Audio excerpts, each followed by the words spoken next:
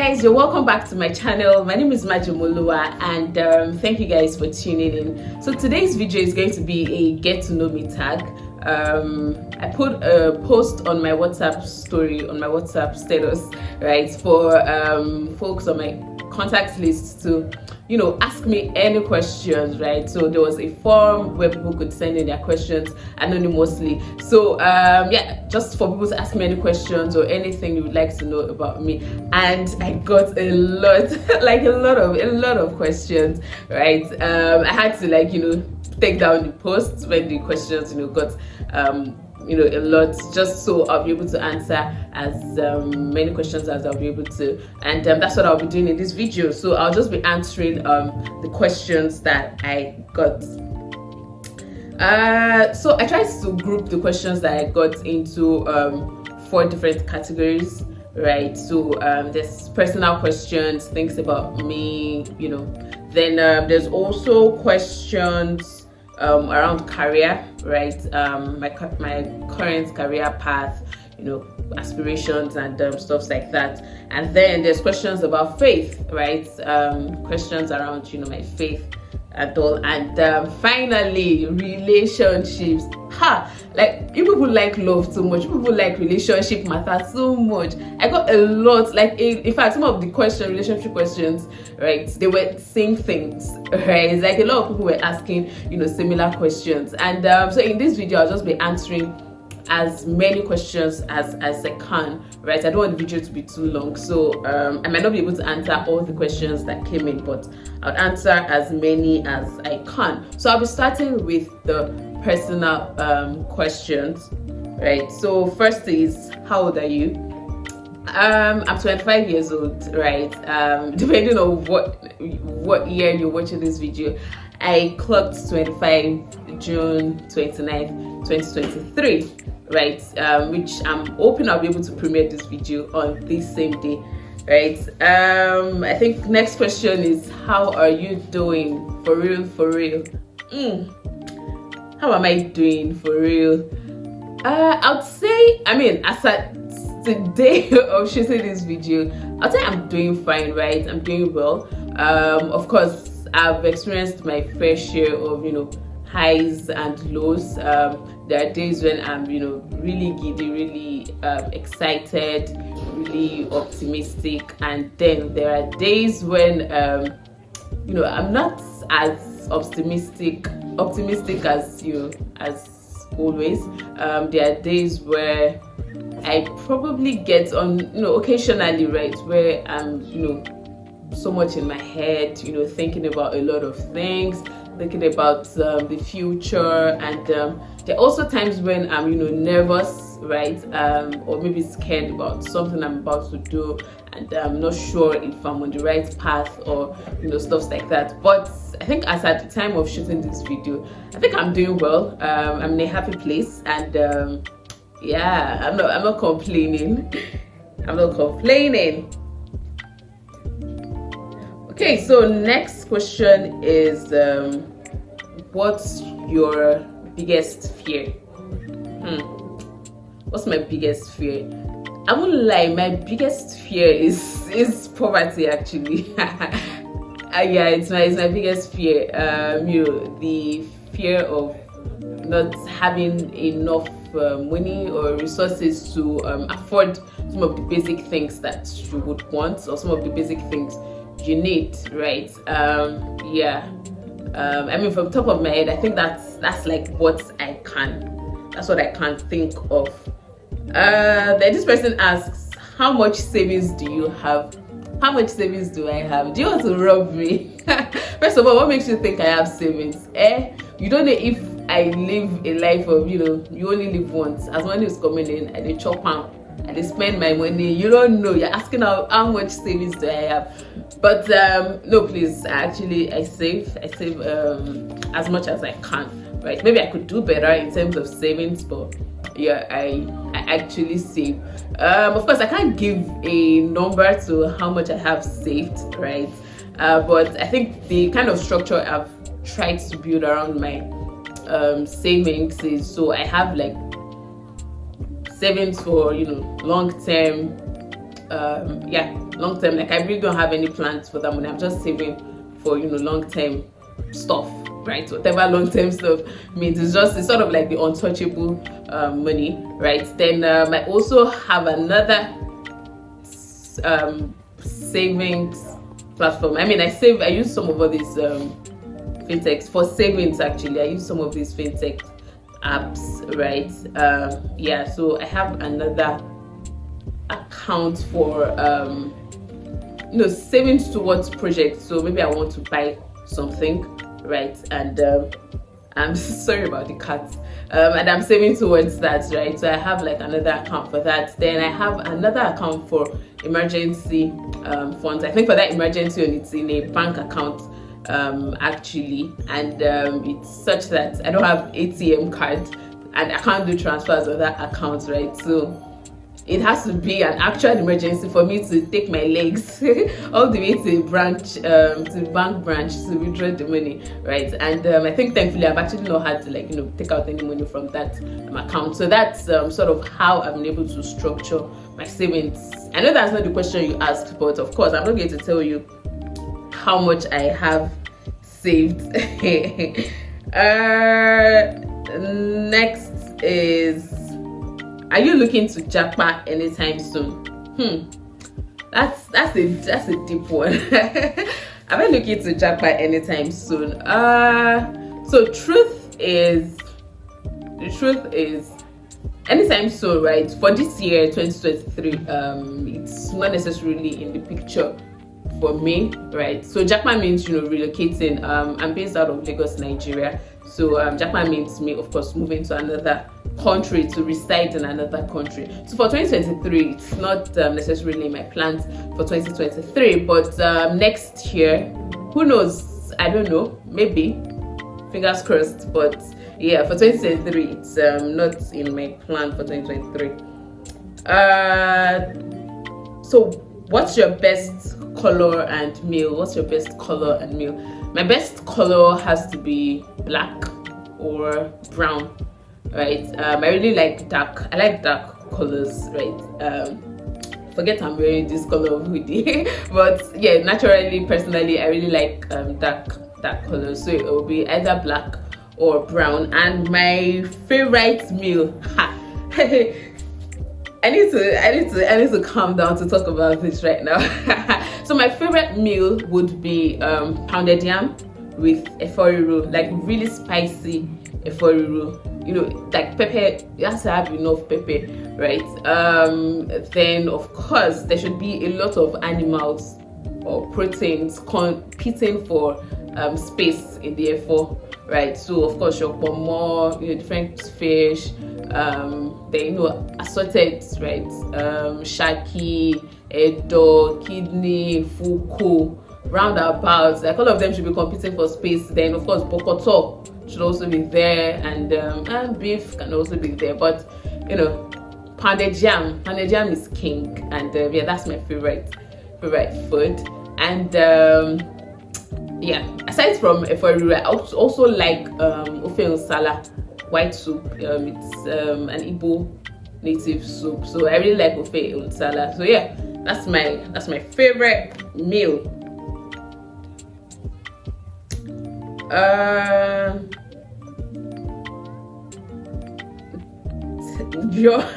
Your most embarrassing moment. My most embarrassing moment. Okay, I think this was in school. So I finished from Majemuoluwa University. This was in maybe 300 level. So that day I was at lectures. I went for lectures at chemical engineering lecture theater. I can't remember because I think it was maybe an economics course, right? So I was there, and that was how my stomach started to misbehave, if you get what I mean. And I needed to use the restroom like quite urgently. So I don't understand the thing with government schools and locking up their toilets, like departments locking up their toilets, and it's not easily accessible, right? So that day, because for chem engine, I think at the time chem engine toilet is usually open, right? But I went there, so I just left the class, told my friends that we were all sitting together, like, oh, I'm coming back, I just want to step out briefly. And then so I went. Sorry, stop feeding your baby in my kitchen.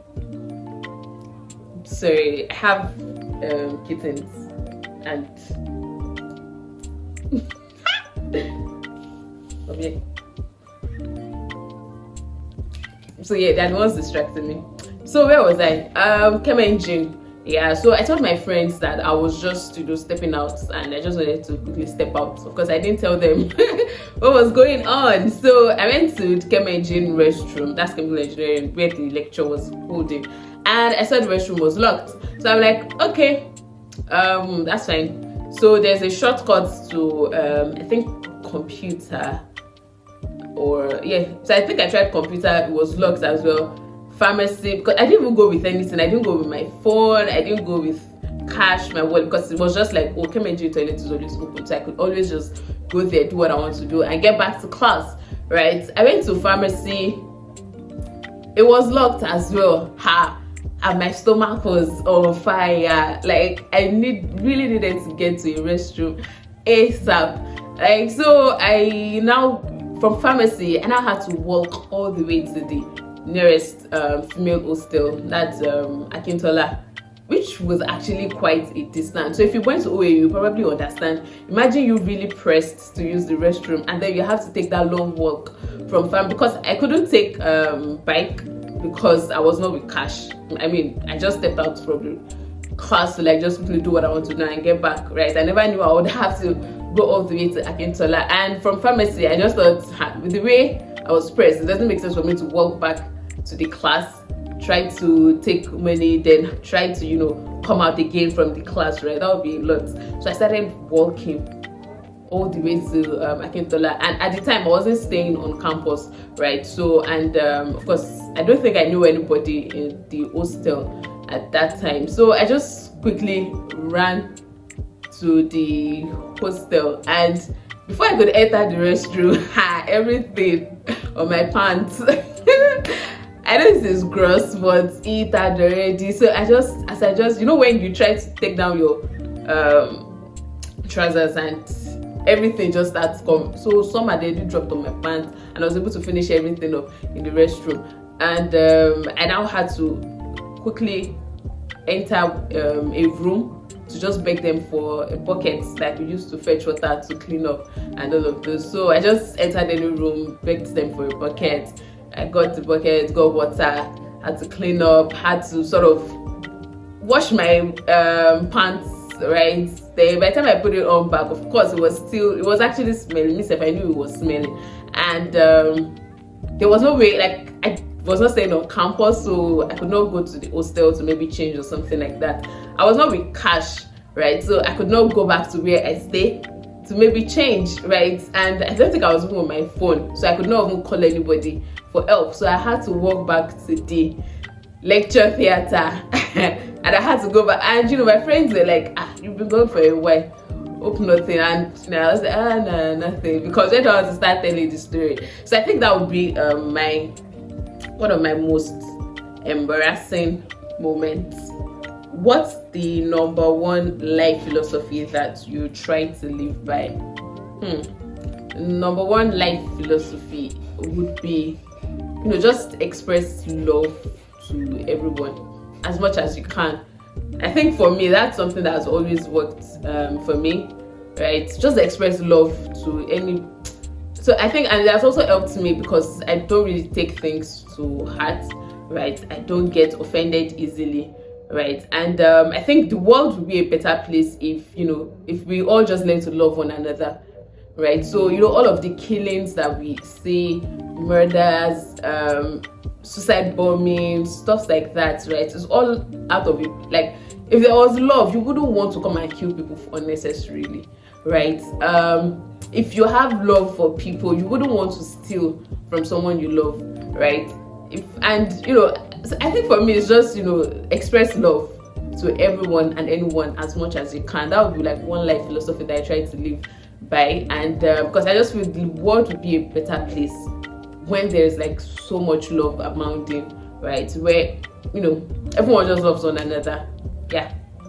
Okay, so next question. If you were given 10 million naira to spend on just frivolities, what would you buy?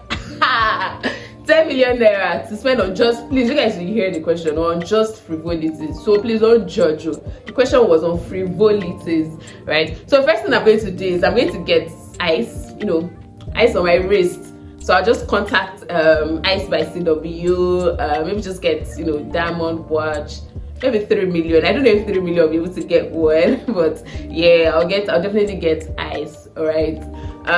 What else? Maybe get, you know, very expensive bone straights, you know, long bone straights wig, but just like 400k for that. That's actually cheap. I still have money. What else?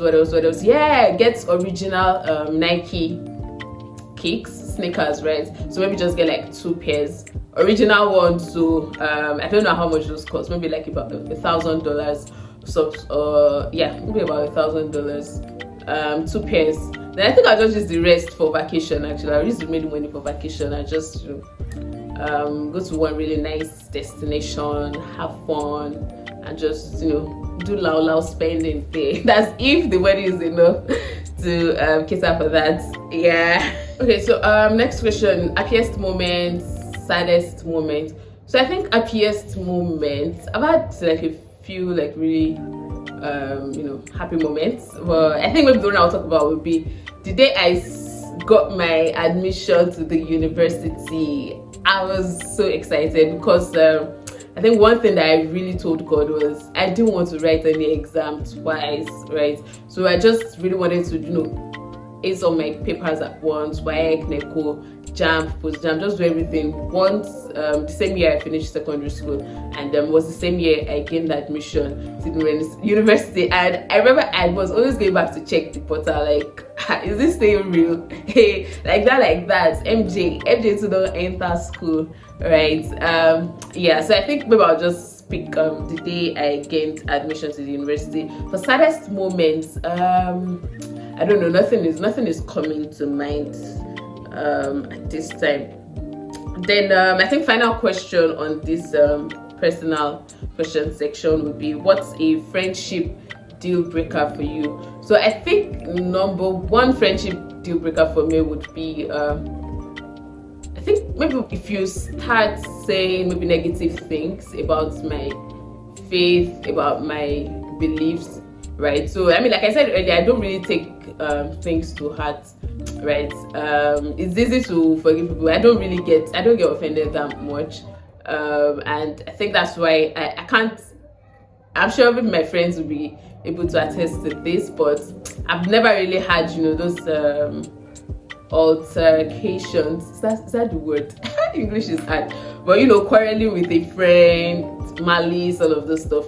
It's not really my thing. But I think one friendship deal breaker for me would be maybe you, because of course I have friends that we believe in different things. I have friends that, you know, practice different religion from, you know, what I practice. I'm a Christian, by the way, and so I think maybe deal breaker for me would be, so maybe we're in a conversation and you now begin to say negative things about, oh, you know, stuff like, okay, I think that has actually happened before, and you know, that was like the beginning of the end of the friendship, because it was like, oh, like everybody in your denomination, all the pastors in your denomination, you know, they are scam, you know, those kind of talks, right? That, oh, you people are paying tithe, pastor is eating your money, or your pastors are eating your money, and yeah, that was just like, bruh, really. So I mean, there was no point arguing with that person. I just knew myself and this person, we can't click as much as before anymore. Yeah, so I think that's maybe like the number one friendship deal breaker for me. So now we're moving to the next section on career, right? So first question is, what did you study in school and what do you currently do? So I finished, like I mentioned earlier, I finished from Majemuoluwa University, Ile-Ife, right? And I studied computer science with economics, double honors, right?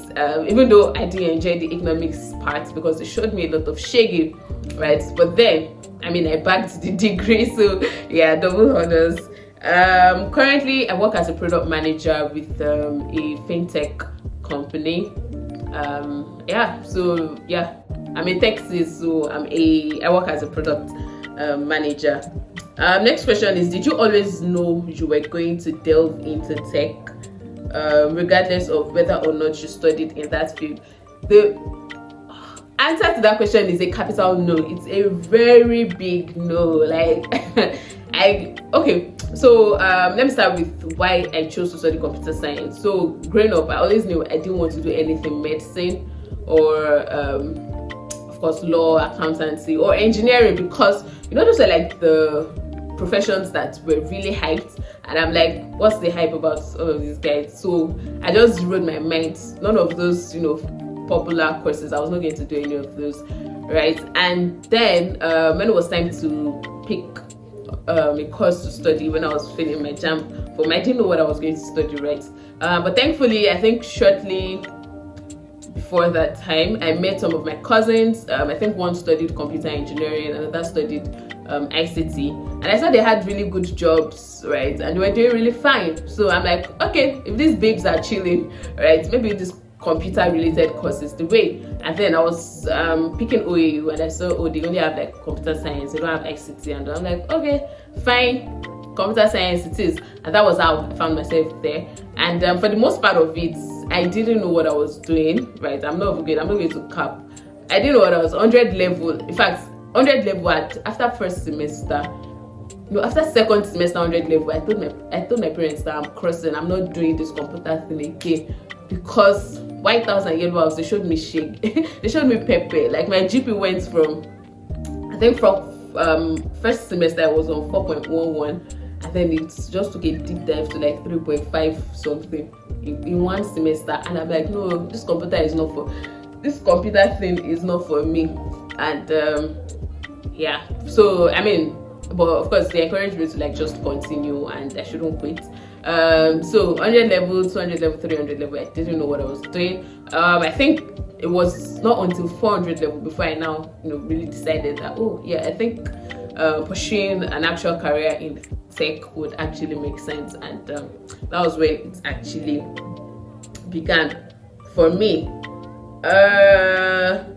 Okay, next question is, you seem like an ambitious lady. Okay, what role would you say networking with and courting ambitious friends played in getting you where you are today? This is a really important question. So yeah, I mean, of course I shared how my journey from 100 levels to like 400 level, I didn't know what I was going to do, not until 400 level. And I would actually say sincerely, the friends that I had at that time, they really played a massive role, right, in me figuring out career path, my way around tech, what I wanted to do, and stuff like that. And this is big shout out to my friends, likes of Sam Adikunle, and Toby Olagoki. And then I think we also had this executors. It was actually executioners group then, led by Kelvin Umechukwu Tushkik. And so I think having all of these guys around really helped, right? So definitely, by far, having really ambitious friends, it played a very important role in me figuring out my path in tech. Next question, gun to your head, back-end devs or front-end devs? I wish I knew who asked this question. I would have suspecting a few people, but I want to look for trouble. So Pamela is a back-end dev. Yeah, these are my friends from when I was working at Chaka. And Hassan is a front-end dev. Pamela, Hassan. I'll pick Pamela. Yeah, Hassan, whatever. So yeah, no, but actually on a serious note, I'll probably pick back-end guys, because when they are like critical, I think a lot of times critical customer bugs are usually back-end stuff, right? So yeah, those back-end guys, they come through.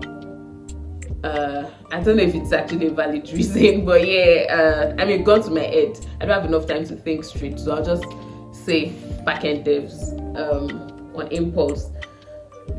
So next question is, how do you plan your day and what's your regular day like?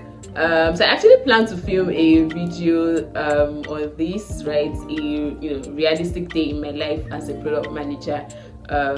Yeah, I really want to shoot that. But to answer this question, how do you plan your day? I've not actually really hacked, to be sincere, I've not actually really hacked this planning stuff, but I think one thing that I've tried to incorporate into my lifestyle is creating a to-do list, right? Yeah, pretty much. So everything that I need to do, and when tasks come up, because tasks come up from different, it could be from meetings, it could be from conversations with people, it could be from Slack threads, like, oh MJ, you need to do this, you need to write this stuff, you need to, I just keep dumping them on my to-do app and just keep dumping them and then so each day I just start looking at, oh, which ones can I easily knock off on time, and that's like the only thing I've been doing actually. So it's not like I really have like a very structured way of planning my day, which I think I actually need to work on that, but that's just me being sincere, right? And what's your regular day like? I might not be able to detail that on this, so yeah, like I said, I'll just film a video on that. So next question is, or next segment is on faith, right? First question is, how do you balance living a God-filled life with your career, friendship, and everyday life? How do you balance living a God-filled life with your career, friendship, and everyday life? So I think one thing that I tell people is, for me, one of the most important aspects of my life is my spiritual life, right? So that's why I know they joke with God, I know they joke with the things of God, right? And yeah, I think so, because I say that as a priority, right? I'm able to structure, other areas of my life around this. I don't know if that makes sense, right? Take for example, I know I always have to be in church on Sundays, right? Only on like very rare, if I'm going to miss church, and this is not me being religious, it's just that because it's a big part of my life, right? I understand, I know the kind of, in my experience being in church on Sundays, right? From the worship sessions, the word, the teachings, and getting to fellowship with other believers, right? It's actually a big part of my week. So I mean, it has to be for me to miss church, it has to be like a very, very important reason, right? So that's why I always tell my friends, on Sundays I'm not available for blah, blah, blah, until this particular time, and if something comes up, I'm sorry, I can't make this because of this. And then of course, then personally, right, my prayer life, my Bible study life, it's because it has so much impact on me, and it also, because I won't lie, right? So in my career, there are times where I'm sort of frustrated and like, oh God, I don't know what I'm doing. But the one place I always find solace is always talking to God. Like, that's one thing that has always worked for me, right? Just praying and just talking to God, communicating with the Holy Spirit, and that way somehow there's just this peace that after a while I just experience this peace, and maybe also instructions on what to do or how to go about things, or maybe things that I need to improve on and stuff like that. So if something is working for me like that, it just means I can't do away with it, or I can't make other things a priority over that, right? And I think for friendships as well, right? Of course, I have friends that we have different faith or beliefs, and one thing is I always communicate. Like, most of my friends, they call me Mommy Gio, right? Especially my friends that are not Christians, right? Mommy Gio, in fact, or Minister Majemuoluwa, Minister MJ, rather. Yeah, I think it's Rohim that started calling me Minister MJ. So I mean, I just let them know. I mean, first from the way you see me, the way I talk, things I say, like from conversing with me, you know, this girl, now Jesus girl. So that way it helps to like set boundaries in the friendship, and the kind of things MJ would roll with, and kind of things probably might not be comfortable with, based on a relationship with God and stuff like that. So yeah, I think it's just basically that's like the priority for me, and I try to like make everything fit or work around that. I don't know if that makes sense. Next question is, what are the commandments that you think are flexible, and what are the unbreakables for you? Hey, I don't know who asked this question, but it is a very interesting question. So first thing is, I don't think any commandments, and I think by commandments you mean things that maybe the Bible has commanded that as believers we should do or we shouldn't, right? I don't think any commandment is flexible, right? If God has commanded this, it means we have to do it, right? So I really don't think any commandment is flexible. But do we make mistakes and slip sometimes? Yeah, we do, right? So first off, like I said, I don't think any, sorry, I just got distracted a bit by this cut. Can you just stay one, please? Yeah, so like I said, I don't think any commandment is flexible or something that, I mean, if we break it, God no go to vex. Come on. So yeah, but of course we make mistakes sometimes. Sometimes we do things that are not in alignment with what God has commanded, but of course we'll always go back, God, I'm sorry, and try to realign and try to be in alignment with what God has commanded, right? Yeah, so no commandment is flexible actually. So of course we're all aiming to get better, to be better Christians, and to become more like Christ every day. Then final question here is, who is your favorite character in the Bible and why? So I would say my favorite character in the Bible, so if you have asked me this maybe some years back, I probably would have said David, right? I really like the fact that David really had a heart for God. David made a lot of mistakes, like David did bad things. It's not like I'm encouraging us to do bad things, but he had this genuine heart for God and this genuine heart of repentance every time he messes up and stuff like that. Yeah, so I really liked David, but I think now that is changing. Not like I've stopped liking David, but my answer to this question on who my favorite character in the Bible is would be first prophetess Anna, in the New Testament. Some of us probably do not even know about her, right? And I think Philip, basically, right? So for prophetess Anna, right, she was the prophet that God commanded to intercede till the birth of the Messiah. Basically, that was her life mission. That was all she did till she was, I think, 80 years of age, right? Just fasting and praying and interceding till the Messiah, till Jesus was born, right? And that was a very powerful assignment, right? Of course, she's not one of the very popular Bible characters, but she played one of the most important roles in the coming or the birth of Jesus, right? And in the entire Bible, I think there were just like 3 verses that just talked about her entire life. But so I think for me, the fact that she's not necessarily one of the most popular people, but then she lived a life of purpose, right? And she fulfilled the assignment God had given to her, right, to the fullest, to the last. And I think that's for prophetess Anna. Then for Philip, right? I think in Act 6, where the apostles were like, oh, they should select people, since as apostles, right?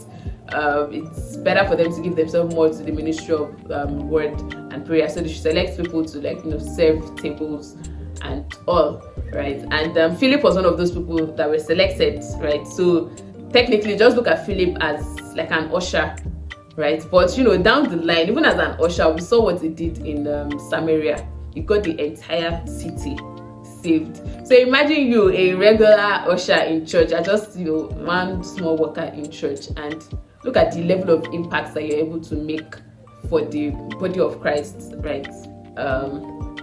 Outside. I don't know if that makes sense, but yeah, right. Philip, who was just one of the people selected to serve tables, right, was still like the person that got the entire city of Samaria saved. That's solid, and that's massive. And it just speaks to me that at your little corner, right, with your infamous status, you can do really big things for God, and you can live a life of purpose and a life of impact. And then the life of purpose doesn't necessarily mean you have to get very popular, or you have to maybe win 10,000 souls, organize massive crusade. For some people, that's purpose for them, right? A life of purpose could just be you interceding for people, like Prophetess Anna, and you just fulfill that assignment to the fullest. Before I start preaching. Okay, then final section, relationships. You guys, where do I start? So first of all, I got a lot of questions around what's your relationship status. So currently, as at the time of filming this, I'm single. There you have it. For those that didn't know, even though I think a lot of people know, and I get dragged for this a lot of times, but do I care? But then Odeshi. Yeah, so relationship status, I'm single. When will you marry? I got more than one like this. When will you marry to? It was like a couple of people asked this. I'll marry when I see man that I want to get married to. Easy peasy. Do you have a secret love interest? Do I have a secret love interest? I don't have. Or maybe I don't know the meaning of secret love interest, but the meaning that I think, or what I think it means, I do not have one. Next question is, why are you not in a relationship? I don't know why people ask this, but I'm not in a relationship because I never get man. I don't know, I think it's that simple. If I have a man, I'll be in a relationship, but I don't have a man, I'm not in a relationship. Maybe a better question would be, maybe why am I not under pressure? Right, because I'm actually not under pressure for that. I think it would be from a place of understanding that I can't go into a relationship just for the fun of it, right? Just because everybody around me have partners, and that's not enough reason for me to go into a relationship, right? Also, like, there are other factors or key things that I look out for, right? That I look out for in whoever I want to be in a relationship with. And if I've not met someone that sort of fits into that bracket, and trust me, it's not really like those weird, like, oh, you should be earning 8 figures, you have to be 7 foot tall, you have to be broad chested. No, it's not all of this, right? But there are like things that are like really important for me that I would want to see in someone that I would love to be with. And till I find someone that matches that, I will still remain single and enjoy my singleness. So next question is no, I'm not going to ask this question. Sorry to whoever asked this. I'm sorry. Or maybe I'll come back to it, Sha. What do you enjoy the most about being single? So I think for me, what do I enjoy? So I think it gives me a lot of room to meet a lot of people, right? I think at right? Of course, if you're dating, if you're married, there's sort of, that's my opinion, right? There's this sort of, you can't be so free with, meeting new people, talking to people as much as, when you're single. You're not necessarily hurt, and it's not like maybe you are trying to flirt with people or stuff like that. And by meeting people, of course, it's not just people of the opposite gender, right? But it's easier to make, I feel like it's easier to make new friends when you're single than when you're in a relationship, right? Yeah, that's my thoughts. And yeah.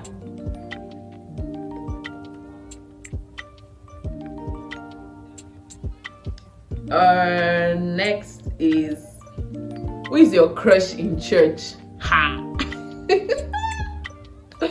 Who is your crush in church? Really, bruv? Do you guys really want me to say this in camera? No, of course I'm not going to answer that. Do I have a crush in church? Yes, I do. Yeah, but will I say who the person is? No, I won't. Of course, crush, I think it's normal to have crush on people. I don't know if I'm a bad person for that, but of course it comes and goes now. After a while, your head used to be wise up and just uncrush and move to the next crush, right? Yeah, so I'm definitely not going to say who my crush is in church. If you want to know, see me in private and bring money.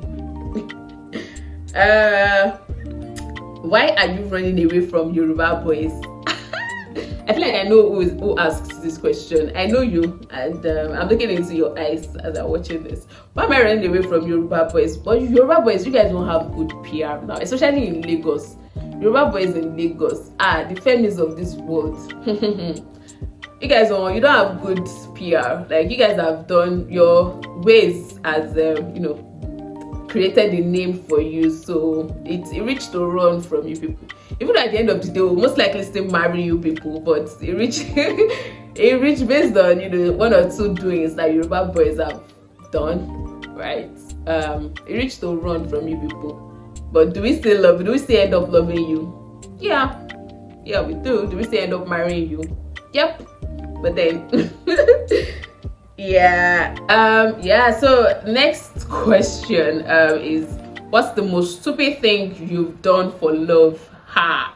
This one is a full movie. So I won't say necessarily love, because it's not like we were a thing, but it was like a guy that I liked then, and I don't feel around like we're liking each other, we're feeling each other. Who knows, maybe something could have come out of that.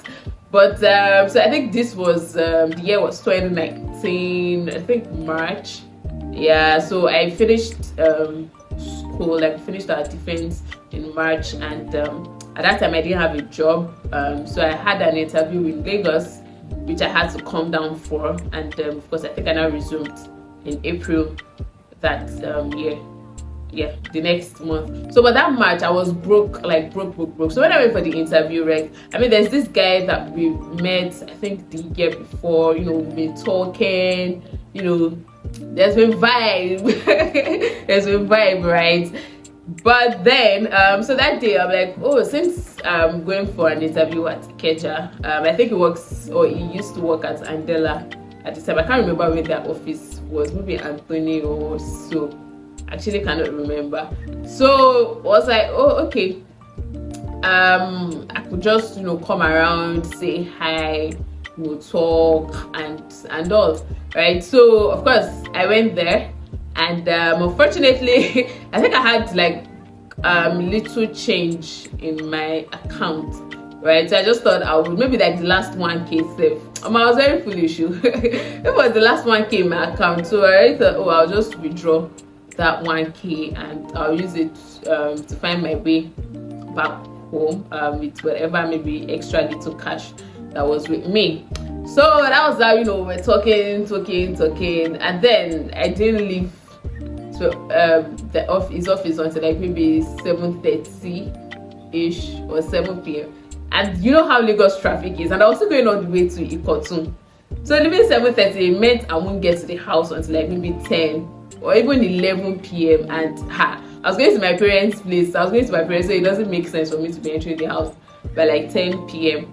Right? So I think unfortunately for me, GT Bank removed some charges and all, so my 1k now reduced, so I could not like use the ATM to withdraw like 1,000 naira. So immediately I texted my guys, you guys have to come through. That was Sam and Toby. So I texted them like, guy, how far? Beg, quickly let me run 1k. I go see man. I don't go get tife.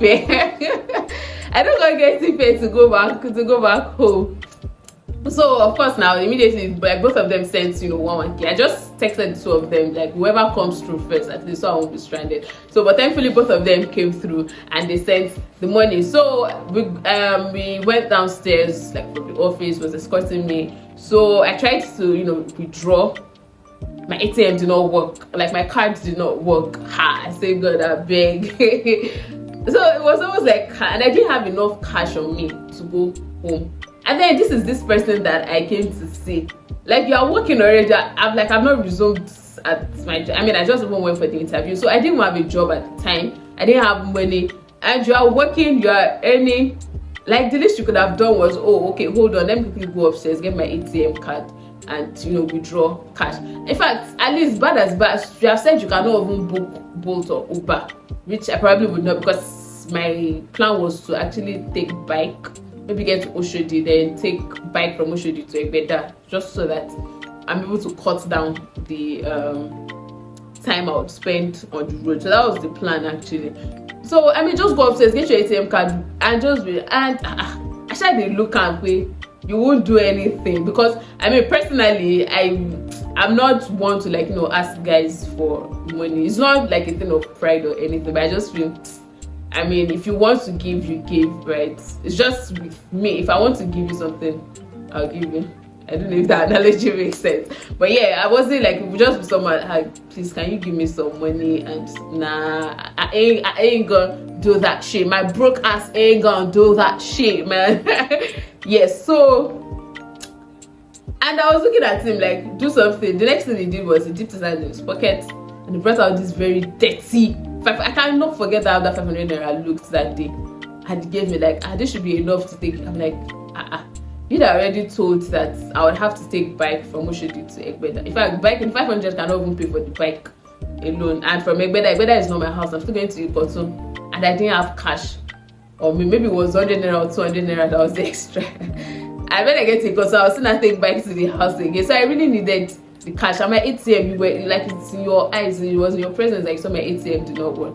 And I was so pissed. I just collected the 500, right? Of course, nobody say I get shares, but I was so like, I really. So I collected the 500, like I didn't even have time to start talking or anything. I collected the 500, took Keke Mara to Oshodi. From Oshodi, I paid the 500 to Egbeda. So when I got to Egbeda, and I think at the time this POS guys, like, it wasn't rampant. I don't think it was really a thing in 2019. I'm not sure. Yeah, so I just had to quickly go to a shop and beg the man, like, please, I beg, like, I should transfer, like, for me to transfer to him and for him to give me cash so that I can just, go home in one piece. But, because, I mean, for all the time that, I was talking to this guy, I never really paid attention to the fact that, this person does not really like to give, because I don't really ask, so, or I wasn't with that mindset or expecting, anything from him. But it was later I was even thinking, like, that day I went to your office, you could not even order food for me, and I would have gone for interview later. And I came to come and see, and you could not even get food. You now got, maybe it was plantain chips or whatever. Like, I don't want to recount, and I'm like, please guys, it's not like we're begging, right? But try to, and this is not just for guys, as humans, right? You should learn to give. Like I said, show love to people. Even as a lady, show love. Person come find you, come, give them food, do anything. Just I think that was the most stupid thing, moving around Lagos without without money. Then the final question, this question, I don't know who asked this. I wish I could know who asked this question, because so the question is, what is your body count? a small play. You people should do Q&A. Give me a question, let me answer. Nobody, what is your body count? Anyways, I'm going to answer, right? I'm really going to answer that. So my body count is 0, like odo 0. So personally, I'm a very big believer and a very firm believer in no sex before marriage, right? That's what I believe in, that's what I live by. And yeah, so yeah, I think virginity is still a thing, right? It's nothing weird. I know some people have actually asked like, how are you doing it? Yeah, so at this age, I don't know what I'm missing actually. I don't really want to know actually. So yeah, the answer to that is 0. I'm personally a very firm believer in no sex before marriage. Yeah, I think these are like the questions I'm able to answer in this video. I don't know how many minutes this video is going to be. If you watched to this part, like you watched this video to the end, you're the real MVP. I love you so much. Thank you. Don't forget to subscribe to my channel.